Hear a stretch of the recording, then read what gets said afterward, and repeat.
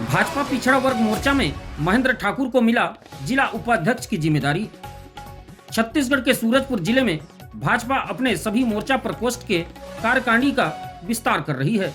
मंत्री लक्ष्मी राजवाड़े, विधायक भूलन सिंह मरावी, प्रतापपुर विधायक शकुंतला पुरते के मार्गदर्शन व भाजपा जिला अध्यक्ष मुरली मनोहर सोनी के नेतृत्व में सभी मोर्चा प्रकोष्ठ के जिला अध्यक्ष अपने अपने कार्यकारिणी का विस्तार कर रहे हैं।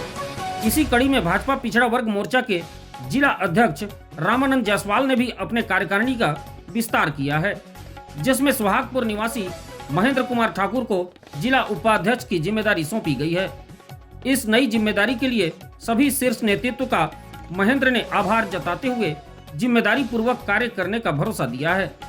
पिछड़ा वर्ग मोर्चा में जिला उपाध्यक्ष बनते ही महेंद्र के समर्थकों में हर्ष का माहौल व्याप्त है।